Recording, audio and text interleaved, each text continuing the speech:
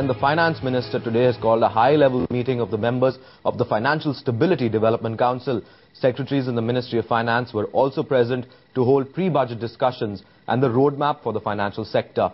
Mrinalini Krishna, in fact, now joins us on the phone line from New Delhi with more details. Mrinalini, what are you picking up on this meeting? What's the agenda? Who are the people who are actually part of this meeting?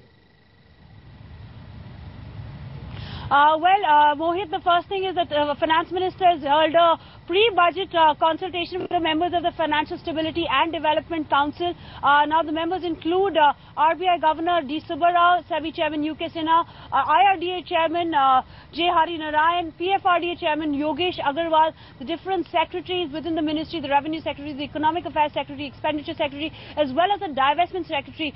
In fact, the Chief Economic Advisor, Dr. Kaushik Basu, was also a part of this meeting. Now, what we understand is it was primarily a pre-budget consultation where the regulators have made a demand for a pro-investment and pro-growth budget. What we also understand on the agenda of the meeting was discussions on the current international crisis, their impact on India, and stability of the Indian markets in the event of the international crisis. Also, what we do understand is the fact that there were discussions on bringing retail investors back to the Indian market. That is something we've seen, that retail investors have not really participated in the Indian equity markets lately due to the volatility. So that's one of the areas of concern that was discussed. So all in all, representations were made to the Finance Minister by the various regulators, their demands from the budget, their wish list from the budget, and the RBI Governor D. Subba Rao did tell us that he's hopeful that some of these recommendations made in the meeting today could be reflected in the budget, whereas the PFRDA Chairman went ahead and said that representations were made for a pro-investment and pro-growth budget. Right. Thanks, Mrinalini, for all the updates from there in New Delhi.